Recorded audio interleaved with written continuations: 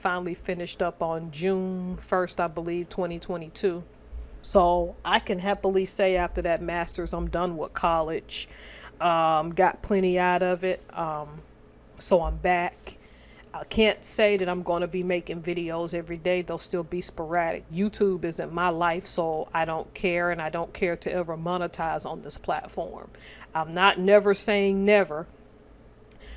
If I did, it would be my soap making, which I'm going to start back this year, so I can start eventually selling it and networking and getting to know people in that avenue. And I'll touch base on that in this video about networks as I go. So I entitled this 2030 predictions, and I might also title this or put a caveat as the gloom and doom list, because I have to give you warning, my throat's dry. That's one warning. So I may stop and get water in between recording this. I'm going to warn you that if you're easily to get triggered or your feelings are easy to hurt, it's best for you to turn from this video right now, because I'm not caring about people's triggerings or hurt feelings. I don't get paid for this. These are my top 10 things that I feel like Black Americans, because I don't use the term African American. I've made videos about that, I think, on my Evergreen Wave channel, which I also used that to caveat this one. So these are my 10 things that I think that we have to look for that are gloom and doom, that if we do not fix them by 2030, which is fastly approaching right away, it's going to be hard to fix them after the fact. Now, here's my disclaimer. What I do believe, and what I absolutely positively do believe, is that some things will still be individual and some will still be collective. But what we know is individual and collective will shift over time. So I'm going to go in backwards order from 10 to 1, the things that we need to reconcile and talk about. So not going to hold you for too long. This is a gloom and doom list of what can happen if you don't change these things. And we're going to get started. Point number 10. This should be self-explanatory by now to people who are on board with this. But here's the thing. Everything isn't racial. Look, I'm not going to sit here and gaslight anybody. We see things in the news all the time, right? And I realize that there are instances when Black people, particularly Black men, are targeted. Not to say that Black women aren't. But we know what's been going on lately with the woman who said she was hit with a brick and things like that. There are targetings. You see stuff in the news all the time. But I would not order you so much, that's stupid because I can't order you to do anything.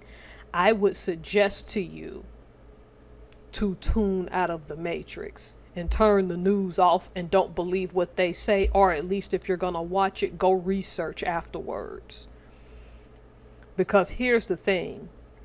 Racism is just an excuse to keep people divided. And I'm not saying that if you are a certain race that you have to go be friends with people of other races. I choose to be, because I choose to be that open. What I am going to tell you is that recognizing that sometimes this so-called racism that people experience, it's just an excuse to keep people divided. If you don't know that by now, I don't know what to tell you. By 2030, the reason this made the gloom and doom list for 2030 is if you continue to live in your cocoon that everything is racial, you're going to hurt yourself by not networking outside of that paradigm. Not so much a paradigm, but outside of that box. So paradigm is the wrong word to use, but yeah. If you keep making everything about race, even when you know it's not, it's going to hurt you. And I'll give an example. If you go in a store and take something, then you want to say, oh, they're targeting me because I'm racist. No, you were stealing. That's why you were targeted. Now, if you're just walking down the street and going to the store and you get pulled over and thrown against a fence and you didn't do anything and don't have a criminal record, then you have a complaint. Because targeting is a real thing. But people are not always targeting you on the color of your skin or solely for that. So you need to think objectively, or that's going to start to hurt you in the future. We are on number 9.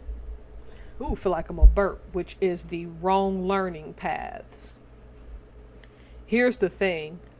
Even as a person who finished my master's last year, and I don't say this a year before last because that's 2022. I don't say this to offend anyone. I just don't think college is for everyone. College has now become an excuse for people to go have fun and to party and to complain about what they think people owe them. And this transcends race. What I will say to the Black community, if you're going to go to college, here are the 3 reasons you need to go. 1 for a STEM field, 2 for law, and 3 for medicine. If it ain't those 3 things, it's no reason to go. And here's my thing too about the law aspect of it. If you want grassroots change in the community, we're going to have to start stacking the courts. That's the only way. And I mean stacking the courts with judges who are going to legitimately do justice the right way. Not to say that you can't get justice from judges of other races, but if that's your complaint, excuse me, Bert, then we need to start stacking the courts. This is my thing. We also got to stop putting down trade schools because that could be a good way to make money, such as plumbing and carpentry. People tend to look down on plumbers and carpenters, but you have to understand that's a good way to make money, and it's a legitimate and good living. Please go look up their salaries because you're knocking something that could work for you. Just saying, going to a traditional college, you're paying all that money for a degree that may not work for you. And yes, there's such thing as useless degrees. Anything about diversity, anything about studying certain races and groups of people, you better have a plan for that financially. Because personally, most of those degrees aren't going to translate into something in the real world. That's my gloom and doom. I think trade schools are going to become more relevant than college as we move into 2030, and that transcends race, but it's going to hurt us if we don't realize that. So that's that one. Number 8, segueing into economics. This is the reason that I came up with this topic in the first place. I think if you go to Google and Google 2030 predictions African American. Now, my disclaimer is that I'm still going to use the term African American because that's what's widely used, though I don't subscribe to that term. Here's the top economic thing we need to worry about right now that I don't think a lot of our people worry about, because I watch a channel called G.T.M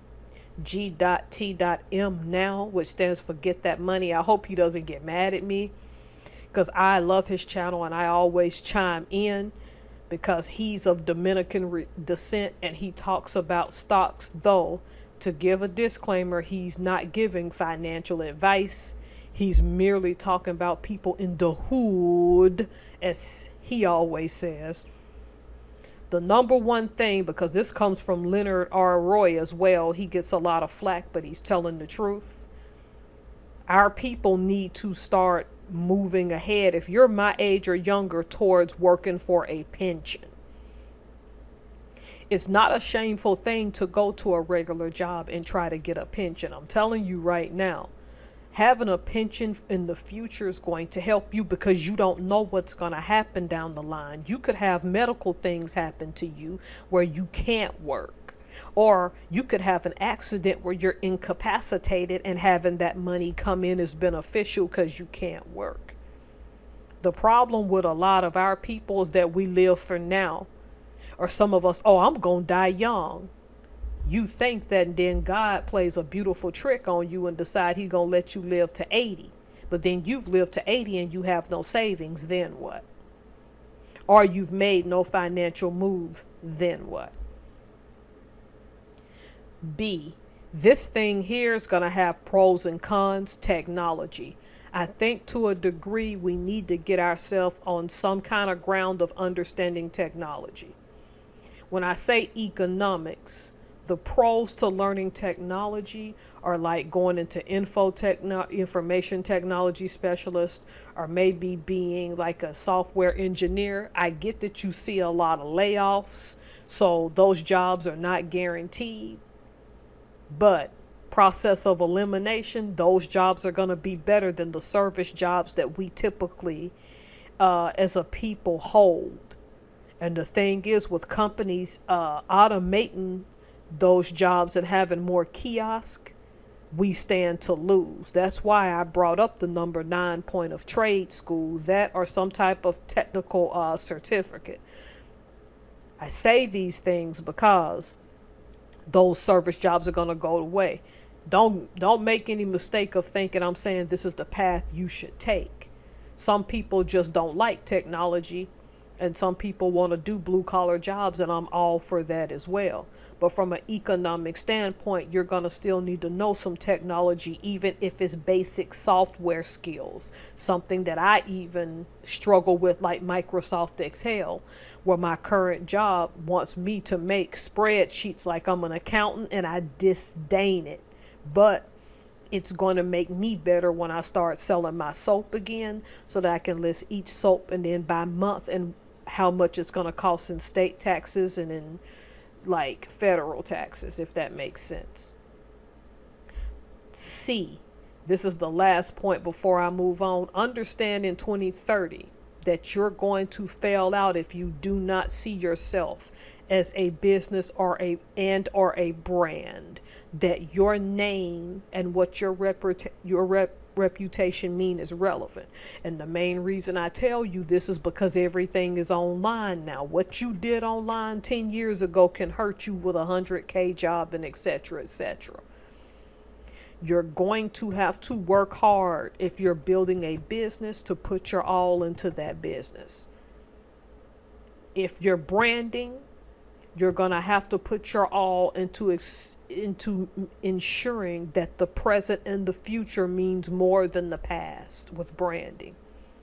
You're going to have to bring your A game with those things. Sometimes the two go hand in hand because your business and your brand can be the same thing. They can be mutually exclusive or not. But from an economic standpoint, if you ain't there, it's going to hurt you after 2030 with the way things are moving fast. Again, I would suggest going into Google and typing in 2030 predictions African American. It doesn't look good. Okay, number 7, political saviors. This is perhaps the one I'm going to make you the most mad about. I'll give a disclaimer. Whatever a black conservative is, I am that. I have no favorites, so don't ask me, do you like this person? Do you like this person? I don't care about these people that came on the Trump train. For the record, I have no problem with Donald Trump either, but we're not going to go there. I'm going to address what I need to address. More than 90%, regardless of race, whether they're Democrat or Republican, you can't trust any of them.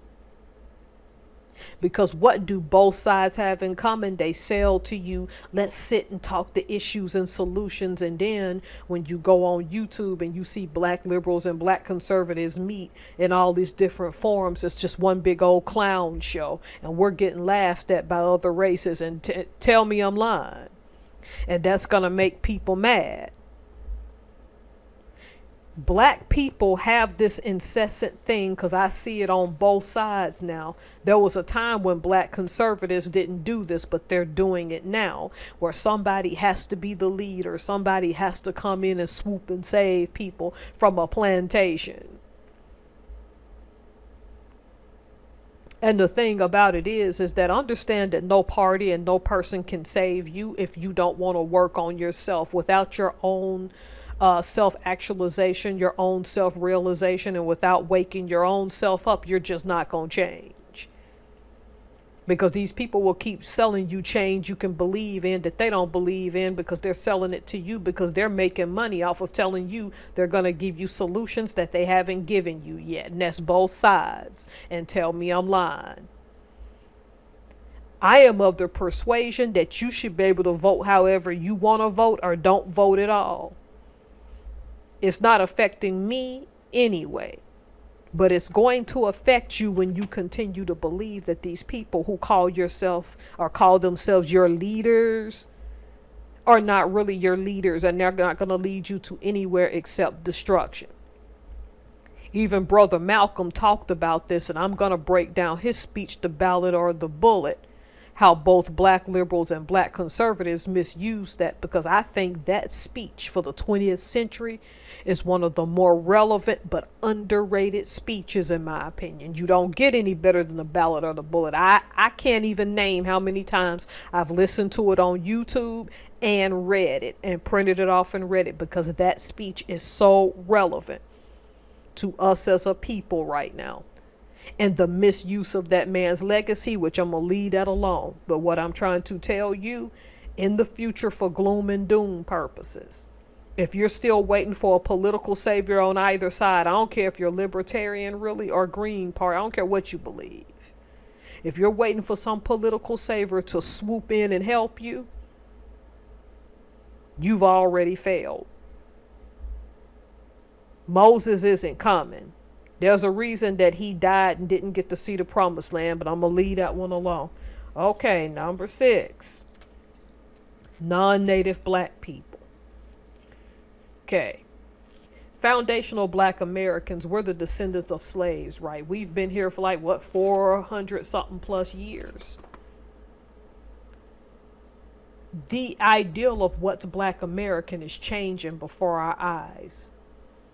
What do you all suppose is going to happen to those immigrants who are crossing the border? Because let's be frank, there has been evidence of people from Africa crossing. My darn throat is dry, sorry. Not all of them are going to get deported. Let's just keep it a buck. That's why they put it on the news and then quit talking about it. Then you have Nigerians that are by far a small group, but they are doing great in the United States, as well as you can say Senegalese and Ethiopians, and then some people of Caribbean heritage. So the question is, when they come directly from those places and then their children are born here, are those children African Americans? Again, I'm going to use that term because that's the term that's been the preference. I would say that they are. Now, I would stop short of saying that they're owed reparations, which that's going to be a whole nother conversation I'm not going to get into, but that's going to be a source of tension between the two groups. Here's my disclaimer. I'm proud of Godfrey, the comedian, because he's calling these people out, particularly Africans, telling them not to look down on African Americans. I would also call on us to stop calling them names and stop looking down on them. To be clear, between the time I grew up in Alabama up until my military days, more than 90% of the Africans I met were nothing but gracious and nice people. I've met about 2 or 3 ones that can get a nasty attitude and will start talking in their different dialects. But all in all, I've had great experiences with Africans, people of Caribbean descent as well. But let's get something straight. Gloom and doom wise, they still come over, lock ranks, and stay within their own little enclave and tell their children not to mingle with African American children. And some of it is rightfully so. By 2030, I think these groups are going to get more relevant in the United States, these fringe groups of black immigrants that come over due to their differentiation of work ethic and their need to keep families together. Whether you like it or not, their relevance is going to grow. With the Nigerians, it has for years. So what I'm saying is, it's going gloom and doom. It's going to hurt us to not learn from them, and for them to not learn from us. It is inevitable as their children and grandchildren are starting to be born on American soil and be Americans. They are changing the dynamic of what it means to be African American. And in time, their influence is going to go into the culture. We may as well start having these conversations now, because 2030 is the pivot point. to which their relevance is going to continue to help. And for those who are still in denial of that, you're already behind. So number 5 is networks. Here's the thing, if you're living on this ideal of the lone wolf and that you don't have to network and you don't have to get to know people and la la la, and I'll be honest, this one even I struggle with because I'm an introvert, and there's just certain type of people I don't like to deal with, people who are loud just to be loud. See, I'm loud on this recording because sometimes I can talk too soft. Now, that's not a good excuse, but what I'm saying is it is what it is. If you have that lone wolf mentality, you're not going to make it in the future. And the reason that I say this, and I won't say the name of the YouTubers that I watched, is because networking is going to become important in an ever growing and connected world. The reason that I say you got to step outside of your own box and start to network outside of it is that you don't know who those people know that can help your brand or your business grow or help you be a better employee if you want to work for other people. It's all up to you. But you need to get into networks and start doing it right now. Even I'm looking for some for soap making. That's why I started subscribing to more soap makers on YouTube. And I'm not necessarily looking at their race because I don't care about the color of people's skin. If I rock with you and like you, I like you. And I'll make it clear that you being black don't mean I'm gonna like you. Now that hurts some people's feelings, but that is what it is. So find interest groups according to your future financial or creative or whatever interest you have, because not being in at least one network by 2030, I think is going to hurt you. So let's get to this 4th thing that's really going to offend people. Food intimacy. Okay. I think people should get comfortable with growing their own food more with all these transportation issues, with the way truckers are being mistreated.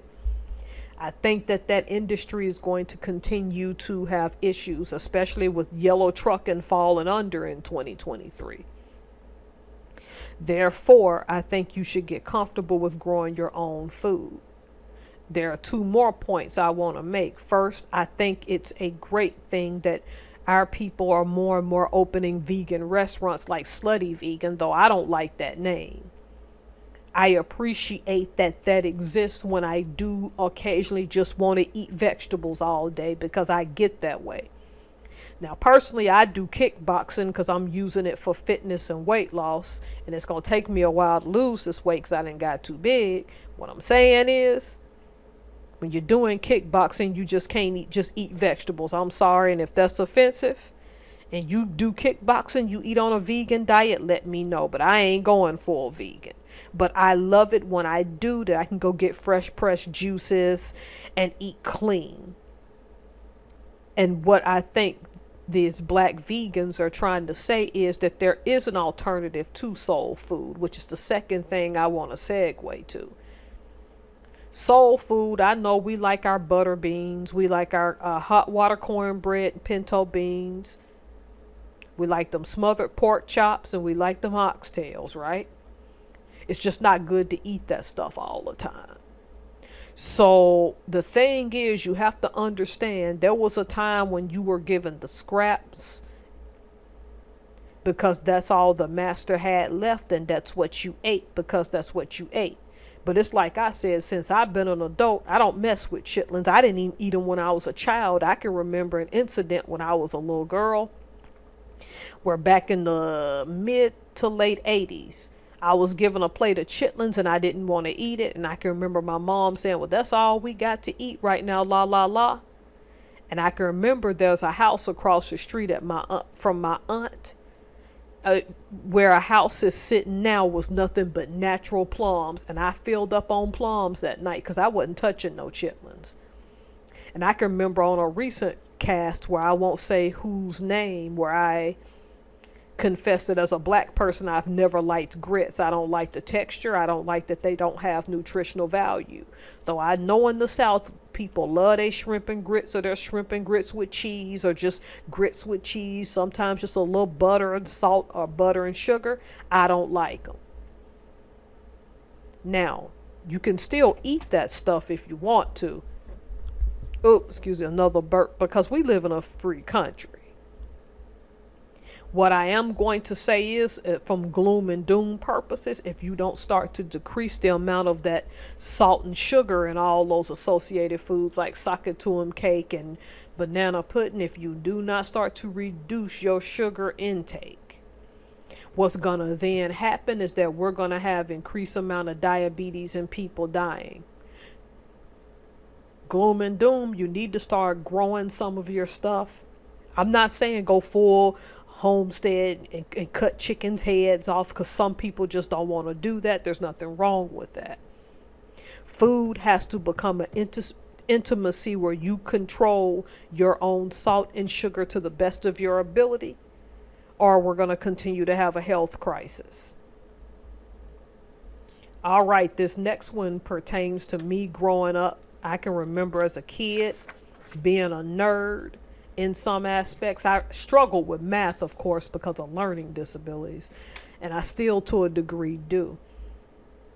But we've got to stop ostracizing those who are the inventors of our community, and don't sit here and pretend like some of y'all don't call people corny and sellouts and nerdy, and you refuse to date them because they nerdy, but then want to get mad when they marry out and find somebody else who understands them. This happens a lot in the black community. Y'all know what I'm talking about. So I want y'all to do your research. There's a young man, I don't know if he was American born, but he is here in the United States, a young kid, He-Man Bekele. His name is Heman, then last name is Bekele. I want you to go look up what that young black kid just achieved here in the United States, because his story is going to be a prime example of why those are the kids we're going to have to accept. And I will also add into that, that's going to include black children who are homeschooled. Because I want you to also, if you can, go Google that, and you'll find that there's common patterns with black children who are taken out of this so-called brainwashing school system. Because I really do believe it's a propaganda to teach you very little while making you think you've learned something. So here's what I'm saying with that. Gloom and doom. We have to start accepting people who are nerdy or who we call corny. Now, again, I don't like anime. I tried to get into it. It's not my thing. Half the humor I don't get. But I can recall black people saying there was a time when they grew up and were in school and can be remembered being fun for liking anime, because anime wasn't the black thing to do. I'm glad some of that's changing. And I also see our relevance growing in Afrofuturism. I think that's just a great thing. I think N.K. Jemisin can get the hand claps for that, because I'm going to tell y'all that one series she got with that one chick, I think is Cyanite. I think that's fire. I would say don't read that unless you 18 years plus, because she uses some direct language in that. Some black people like that Star Trek and Star Wars. That don't make them freaking corny. Of course. Now, see, I can't do Star Wars. It always put me to sleep, but I'm not knocking people who do. We have a way of avoiding anything that's futuristic like that. Anything that is deemed nerdy. Moving forward, if you keep on trying to keep those people away, they're just going to resent you and go find people with common interests, even common blacks, whether they're American born or not. They're just going to resent you and stay away from you. That's how that goes. Number 2. The name Ashley Grayson sounds familiar. I'm going to make a video, so I'm not going to go into her right now. But here's the thing. We got to get out of this whole thing about not squashing scams, okay? All these get rich quick schemes that we do on each other, and then like in the pandemic, people with the crypto and PPP loans, all that stuff is going to come back to bite people eventually if it hadn't already. So What I'm saying is that in the future, gloom and doom, people are going to keep scamming people within the community, because you're going to be easy to scam because you did not prepare for the future that's coming up, this artificial intelligence and all of these other changes that are coming. Like that social credit system, oh, it's happening for real. I should have mentioned that people in the economics that people need to start building their credit score, but I've just told you now, so start building your credit score. Scams are going to be the desperation that you turn to do what you have to do. And the reason you're going to turn to scams is because that's all you're going to know. It doesn't surprise me that people are scamming those in their own community, because they know they can get by with it, because they know that you have a fear of stepping out of your cocoon and getting to know other people. So these get rich quick schemes, they're going to hurt you. And listening to someone because they're from your community and they got a pretty face and they look the part, that's going to hurt you. You got to start doing your research on these people who scam you, and not decide because they're the same race that you can't research them. That's why an Ashley Grayson exists. My final and number one point. I didn't put this picture up to tick no one off. I'm not trying to be funny, okay? I am going to say this, though. We must discuss this exploitation that goes on in the black church. Now, here's my disclaimer. If you listen to Geno Jennings, if you listen to T-Mott, also Derek Grayson, if you listen to G. Craig Lewis, right? Those pastors,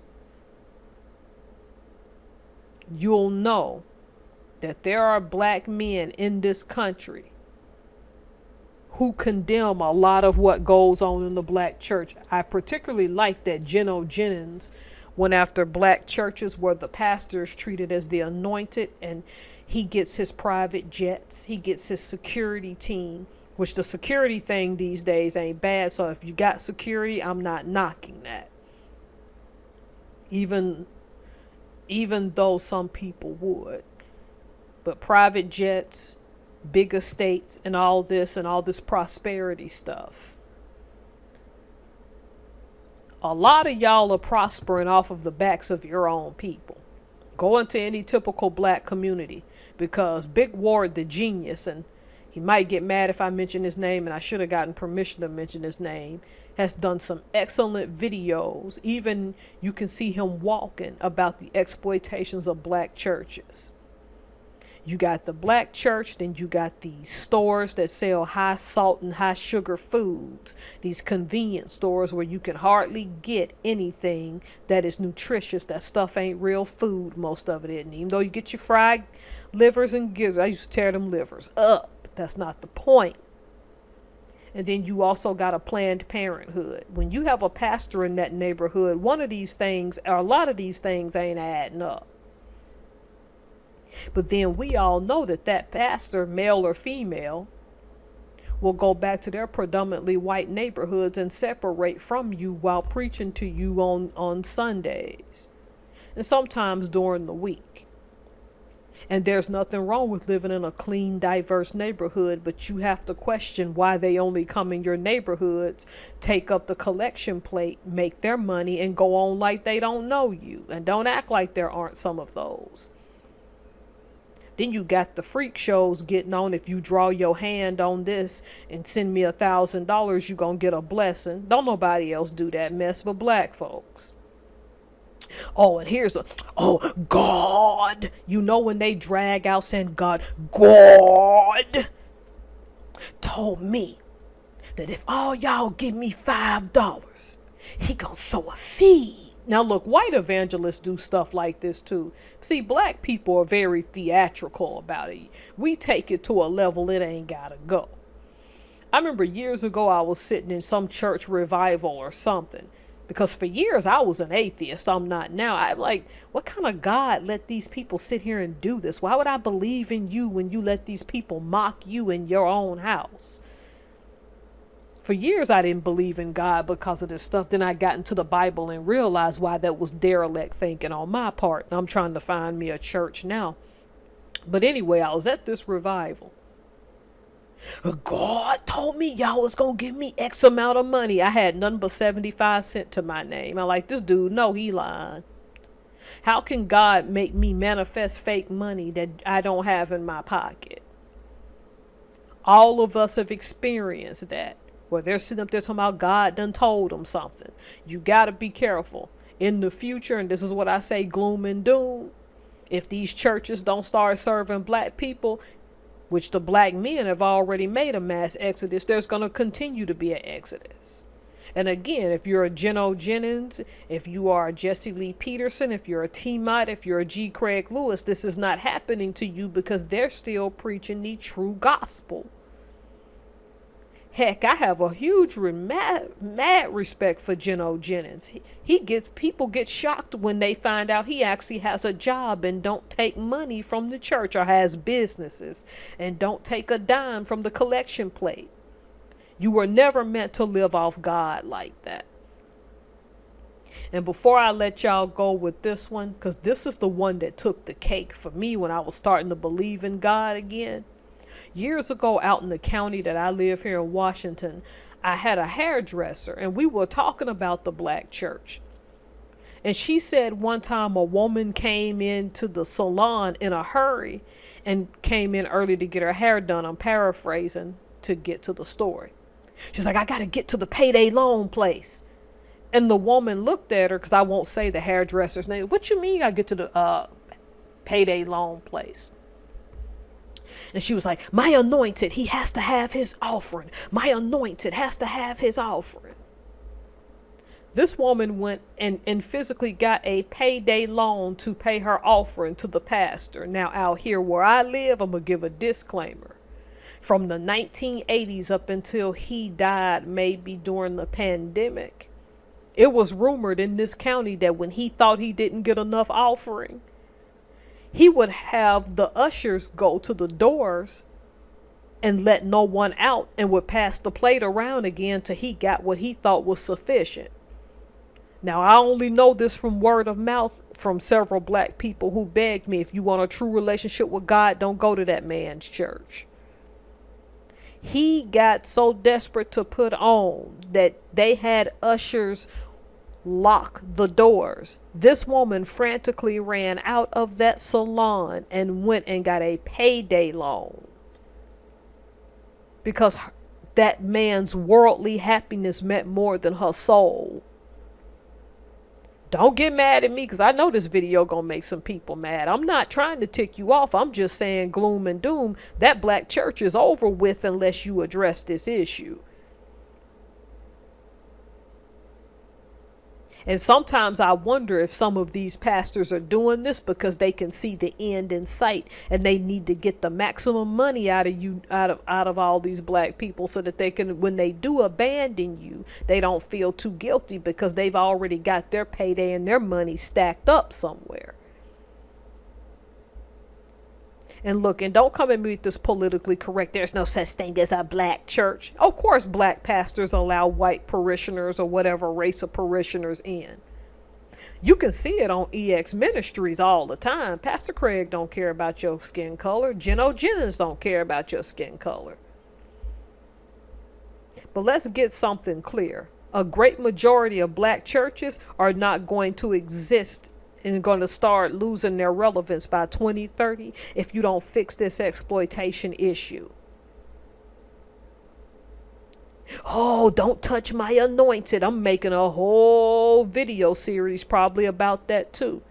And speaking of that Malcolm X thing that I brought up earlier, these political people think they're anointed, and that's what I'm going to touch on as well. Well, those are my top 10 things that I think if they do not change in some capacity for most black people, you're going to be left behind. I'm already in the process of building businesses. Therefore, by 2030, I should be okay. Some things are collective. I think some people are going to get the networks that help them. And I think other things are individual, where you're going to do some things that are going to make a great impact. But the thing about it is, there's got to be some changes. Now, there are plenty of things I didn't put on this list. Now, I know y'all got y'all's ideas, so put them down in the comments. If I offended you, tough. It just is what it is. All right, we're starting the new year off right. Thank you all, and have a good one.